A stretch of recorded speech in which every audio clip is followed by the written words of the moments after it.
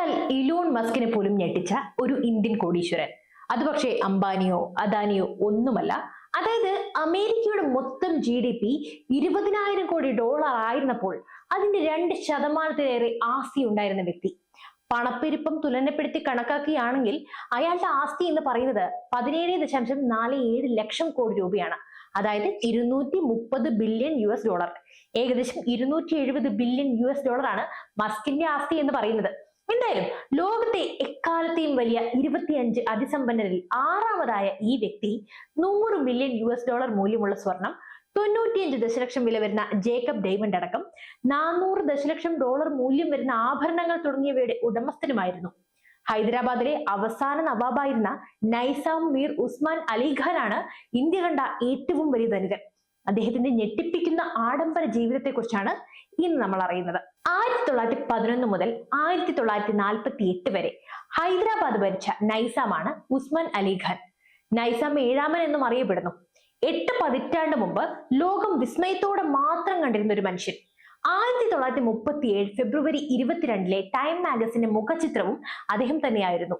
വിമാനത്താവളം, വിമാനം, റേഡിയോ, വൈദ്യുതി, റെയിൽ, ബാങ്ക്, കൃഷി, ഗവേഷണ സ്ഥാപനം, ഉറുദു സർവകലാശാല തുടങ്ങി അദ്ദേഹം തുടങ്ങിവെച്ച പലതും ഇന്ത്യയിൽ ആദ്യത്തേതുമാണ്. ബ്രിട്ടീഷ് ഇന്ത്യയിലെ ഏറ്റവും വലുതും അതിസമ്പന്നവുമായിരുന്ന നാട്ടുരാജ്യത്തിന്റെ അധിപനായിരുന്നു ഹസഫ് ജാൻ മീർ ഉസ്മാൻ അലിഖാൻ സിദ്ദിഖി ബഹാദൂർ. തന്റെ ഓഫീസിൽ പേപ്പർ വെയിറ്റ് ആയിട്ട് അദ്ദേഹം ഡയമണ്ട് ആയിരുന്നു ഉപയോഗിച്ചിരുന്നത്. 50 റോൾസ് റോയ്സ് കാറുകൾ ഇദ്ദേഹത്തിന് സ്വന്തമായിട്ടുണ്ടായിരുന്നു എന്നാണ് കരുതപ്പെടുന്നത്. 1886 ഏപ്രിൽ 6 മഹബൂബ് അലിഖാന്റെയും അസ്മത്തുൽ സഹ്റ ബീഗത്തിന്റെയും 2ാമത്തെ മകനായിട്ടാണ് അദ്ദേഹത്തിന്റെ ജനനം. 1911 ആദ്യമായിട്ട് അദ്ദേഹം ഭരണത്തിലേറുന്നത്. പിന്നീട് 1948 ഇന്ത്യയുമായി കൂട്ടിച്ചേർക്കുന്നത് വരെ ഹൈദരാബാദ് സ്റ്റേറ്റിന്റെ ഭരണാധികാരിയായിരുന്നു ഇദ്ദേഹം. സൂര്യൻ അസ്തമിക്കാത്ത സാമ്രാജ്യത്തിന്റെ ഉടമകളായ ബ്രിട്ടീഷുകാരുമായി സന്ധിയിലായ ഒട്ടനേകം നാട്ടുരാജ്യങ്ങൾ ഉണ്ടായിരുന്നു നമ്മുടെ ഇന്ത്യയിൽ. പരിമിതവും നിർണിതവുമായ അധികാരങ്ങളോടെ അവർ സ്വന്തം പ്രദേശങ്ങൾ ഭരിച്ചു. പേപ്പർ വെയിറ്റായി ഡയമണ്ട് വരെ ഉപയോഗിച്ച അദ്ദേഹം ലളിത ജീവിതമാണ് നയിച്ചിരുന്നത് എന്നതാണ് ഏറ്റവും കൗതുകകരമായ ഒരു കാര്യം. വിശേഷപ്പെട്ട അതിഥികൾ വരുമ്പോഴല്ലാതെ അദ്ദേഹം രാജകീയ വസ്ത്രങ്ങൾ ധരിച്ചിട്ടേയില്ല.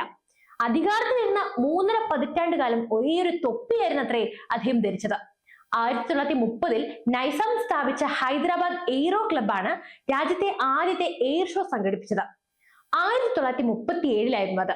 നൈസാമിന് കീഴിലുള്ള ഡെക്കാൻ എയർലൈൻസ് വിമാനങ്ങളുടെ ആഭ്യന്തര വിദേശ പറക്കലുകൾക്ക് വേണ്ടി ബീഗംപേട്ട് എന്ന വിമാനത്താവളവും അദ്ദേഹം നിർമ്മിച്ചു. അത് 1930 ഡെക്കാൻ എയർലൈൻസ് ആയിരുന്നു രാജ്യത്തെ ആദ്യത്തെ സ്വകാര്യ എയർലൈൻസ് കമ്പനി. നൈസാമിന് സ്വന്തമായി നാണയം ഉണ്ടാക്കാനും അതുപോലെ തന്നെ ബാങ്ക് സ്ഥാപിക്കാനുമെല്ലാം ബ്രിട്ടീഷുകാർ പ്രത്യേക അനുമതി നൽകിയിരുന്നു. ബ്രിട്ടീഷ് ഭരണകൂടം മറ്റാർക്കും കൊടുക്കാത്ത സവിശേഷ അധികാരങ്ങളായിരുന്നു അവയെല്ലാം തന്നെ. വൈദ്യുതി, ആധുനിക രീതിയിലുള്ള വ്യവസ്ഥാപിത റോഡുകൾ തുടങ്ങി പലതും അദ്ദേഹം തുടങ്ങി വെച്ചിട്ടുമുണ്ട്. 1879 പിതാവ് മെഹബൂബ് അലിഖാൻ തുടങ്ങിവെച്ച ബ്രിട്ടീഷ് ഇന്ത്യയിലെ മറ്റ് റെയിൽവേകളെ ബന്ധിപ്പിച്ചുള്ള റെയിൽവേ പദ്ധതി പൂർത്തിയാക്കുന്നതിലും അദ്ദേഹം വിജയം കണ്ടു. 1918 ഒരു രാജകീയ ഉത്തരവിലൂടെ ലോകത്തിലെ ആദ്യത്തെ ഉറുദു മീഡിയം സർവകലാശാലയും അദ്ദേഹം ആരംഭിച്ചു. ഉസ്മാനിയ സർവകലാശാലയാണത്. രാജ്യാന്തര തലത്തിൽ ഏറ്റവും മികച്ച ഒരു പഠന സ്ഥാപനമാണ് അതിലൂടെ അദ്ദേഹം ലക്ഷ്യമിട്ടത്.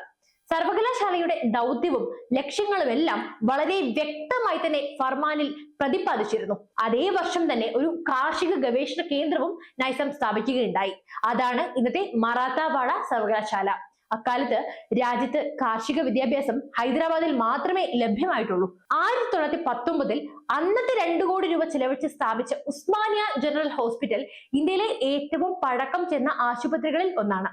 അന്ന് ഇന്ത്യയിൽ ലഭ്യമായിരുന്ന ഏറ്റവും നല്ല British architect Vincent Jerome, Nawab Khan Bahadur, Mirza Akbar Baig എന്നിവർ ഇന്തോ സാരേസനിക് ശൈലിയിലാണ് ഇത് രൂപകൽപ്പന ചെയ്തത്. ഓപ്പറേഷൻ പോളോയിലൂടെ ഇന്ത്യ ഹൈദരാബാദ് ഏറ്റെടുത്ത ശേഷവും നൈസാം പ്രജകളുടെ കാര്യത്തിൽ ശ്രദ്ധാലുവായിരുന്നു എന്ന് ചരിത്രം പറയുന്നുണ്ട്. 1965 ഇന്ത്യ പാകിസ്ഥാൻ യുദ്ധത്തിന് പിന്നാലെ രാജ്യത്തുണ്ടായ സാമ്പത്തിക പ്രതിസന്ധി തരണം ചെയ്യാൻ നാഷണൽ ഡിഫൻസ് ഗോൾഡ് സ്കീം വഴി 425 കിലോ സ്വർണമാണ് നൈസാം നിക്ഷേപിച്ചത്. അന്നത്തെ ഏറ്റവും സമ്പന്നമായ നാട്ടുരാജ്യമായിരുന്നു ചുരുക്കി പറഞ്ഞാൽ ഹൈദരാബാദ്. 1.6 കോടിയോളം പ്രജകളെയും 2.14 ലക്ഷം ചതുരശ്ര കിലോമീറ്റർ വ്യാപിച്ച ഭരണ പ്രദേശത്തെയും ലോകോത്തര നിലവാരത്തിൽ തന്നെ പരിപാലിച്ചു അദ്ദേഹം. നൈസാം ഭരണമേൽക്കുന്നതിന് 3 വർഷം മുമ്പ് 1908 രാജ്യത്തുണ്ടായ മഹാപ്രളയം 1,00,000-ലേറെ പേരുടെ ജീവൻ കവർന്നിരുന്നു. ഇത്തരം ദുരന്തങ്ങൾ എങ്ങനെ തടയാമെന്നതിനെ പറ്റി ആ സമയത്ത് തന്നെ അദ്ദേഹം ആലോചിച്ചിരുന്നു. അതിന്റെ തുടർച്ചയായിരുന്നു അധികാരമേറ്റതിന് തൊട്ടു പിന്നാലെ ആരംഭിച്ച 2 കൃത്രിമ അണക്കെട്ടുകൾ, ഉസ്മാൻ സാഗറും അതുപോലെ തന്നെ ഹിമായത് സാഗറും. ഈ അണക്കെട്ടുകൾ പ്രളയത്തെ തടഞ്ഞെന്ന് മാത്രമല്ല കൃഷിക്കും കുടിവെള്ളത്തിനും പ്രയോജനപ്പെടുകയും ചെയ്തു. ഓരോ വർഷവും ബജറ്റിൽ 11% വിദ്യാഭ്യാസത്തിന് ചെലവഴിച്ച നൈസാം വിദ്യാഭ്യാസം പാവപ്പെട്ടവർക്കും പണക്കാർക്കും ഒരുപോലെയാണ് നിർബന്ധമാക്കിയത്. രാജ്യത്തും പുറത്തുമുള്ള വിദ്യാഭ്യാസ സ്ഥാപനങ്ങൾക്ക് വലിയ തുകകൾ അദ്ദേഹം സംഭാവനയും നൽകി. അതിലൊന്നും യാതൊരു വിവേചനവും ഉണ്ടായിരുന്നില്ല. അലിഗഡ് മുസ്ലിം സർവകലാശാലയ്ക്ക് 5 ലക്ഷം രൂപയും ഇന്ത്യൻ ഇൻസ്റ്റിറ്റ്യൂട്ട് ഓഫ് സയൻസിന് 3 ലക്ഷവും സംഭാവന നൽകിയപ്പോൾ ബനാറസ് ഹിന്ദു സർവകലാശാലയ്ക്ക് നൽകിയത് 10 ലക്ഷമാണ്. നൈസാമിന്റെ ഭാഷാ പരിജ്ഞാനവും പ്രശസ്തമാണ്. പരിഭാഷകരെയും പരിഭാഷകളെയും അദ്ദേഹം പ്രോത്സാഹിപ്പിച്ചു. മികച്ച കൃതികളുടെ പരിഭാഷയ്ക്കായി ഒരു സ്ഥാപനം തന്നെ തുടങ്ങി വെച്ചു. 1919 ഹൈദരാബാദ് എക്സിക്യൂട്ടീവ് കൗൺസിൽ സ്ഥാപിച്ച് ഭരണ വികേന്ദ്രീകരണത്തിന്റെ മികച്ച മാതൃകയും അവതരിപ്പിച്ചു. ഇക്കാര്യത്തിൽ ബ്രിട്ടീഷുകാരുടെ സക്രിയമായ ഇടപെടലും താല്പര്യവും ഉപയോഗപ്പെടുത്തുകയും ചെയ്തു. പ്രധാനമന്ത്രിമാർക്കായിരുന്നു കൗൺസിലിനെ നയിക്കാനുള്ള ചുമതല. ഭരണ മികവ് മാത്രമായിരുന്നു ഈ പദവിക്ക് മാനദണ്ഡം. മഹാരാജ സർ കിഷൻ പെർഷാദ് 1926 മുതൽ 37 വരെ പ്രധാനമന്ത്രി ആയിരുന്നപ്പോൾ സർ സയ്യിദ് അലി ഇമാം മുതൽ ലേക്ക് അലി വരെയുള്ളവർ 2 മുതൽ 5 വർഷം വരെയാണ് കൗൺസിലിനെ നയിച്ചത്. ഹൈദരാബാദ് ഹൈക്കോടതി, jubilee hall, Nizamia observatory, Mozam Jahi market, Kacheguda railway station, Asafia library, അതായത് ഇന്നത്തെ ഹൈദരാബാദ് സ്റ്റേറ്റ് സെൻട്രൽ ലൈബ്രറിയെ കുറിച്ചാണ് പറയുന്നത്. ഹൈദരാബാദ് നഗരത്തിലെ അങ്ങനെ മിക്കവാറും എല്ലാ പൊതു കെട്ടിടങ്ങളും സ്ഥാപനങ്ങളും, ഇപ്പോൾ അറിയപ്പെടുന്ന ടൗൺ ഹാളും അസംബ്ലി ഹാളും ഹൈദരാബാദ് മ്യൂസിയവും ഒക്കെ തന്നെ, ഉസ്മാനിയ ജനറൽ ഹോസ്പിറ്റലും നൈസാമിയ ഹോസ്പിറ്റൽ തുടങ്ങി നിരവധി കെട്ടിടങ്ങൾ അദ്ദേഹത്തിന്റെ ഭരണകാലത്താണ് നിർമ്മിച്ചത്.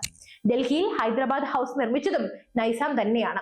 ഇക്കാര്യങ്ങളെല്ലാം പരിഗണിക്കുമ്പോൾ ആധുനിക ഹൈദരാബാദിന്റെ ശില്പി എന്നത് മീർ ഉസ്മാനെ സംബന്ധിച്ചിടത്തോളം ഏറ്റവും ചെറിയ വിശേഷണം തന്നെയായിരിക്കും. അതേപോലെ തന്നെ ബ്രിട്ടീഷ് രാജകുടുംബത്തിന് ഏറ്റവും പ്രിയപ്പെട്ട നാട്ടുരാജാക്കന്മാർക്ക് മാത്രമായി നൽകിയിരുന്ന 21 ഗൺ സല്യൂട്ട് കിട്ടിയ 5-ൽ ഒരു നാട്ടുരാജാവായിരുന്നു ആസിഫ് ജാൻ മീർ ഉസ്മാൻ. ബ്രിട്ടീഷുകാരുമായി സന്ധിയിലായ നാട്ടുരാജ്യമായിരുന്ന ഹൈദരാബാദ് ആവശ്യഘട്ടത്തിൽ അന്നത്തെ ബ്രിട്ടീഷ് രാജകുടുംബത്തിന് 25 ലക്ഷം പൗണ്ടാണ് വായ്പ നൽകിയത്.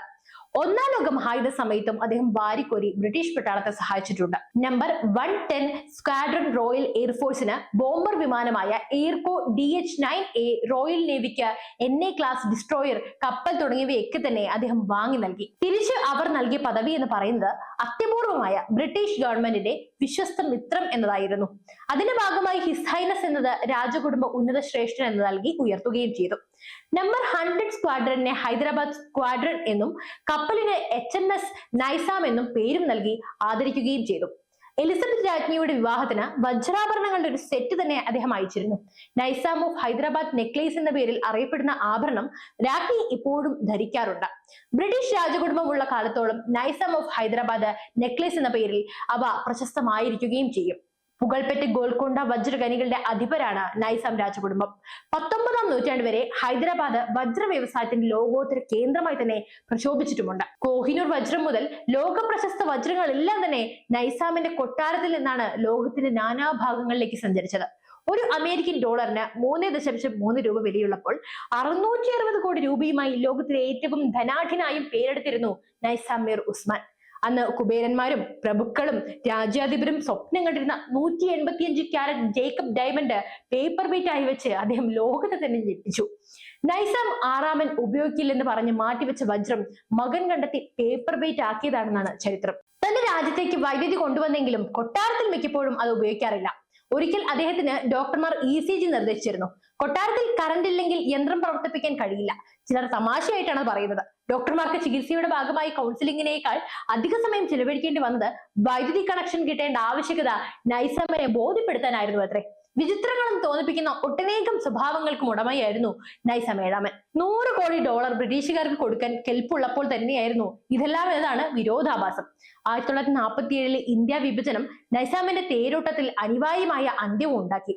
സ്വതന്ത്ര ഇന്ത്യയുടെ ഭാഗമായി നൂറ്റാണ്ടുകളായി നൈസാമുമാർ അനുഭവിച്ചിരുന്ന പദവി വേണ്ടെന്ന് വയ്ക്കാൻ അദ്ദേഹത്തിനായില്ല. അഭ്യുദയ കക്ഷികളുടെ അഭ്യർത്ഥന അത്തരമൊരു തീരുമാനത്തിലേക്ക് അദ്ദേഹത്തെ എത്തിച്ചതാവാനും തരമുണ്ട്.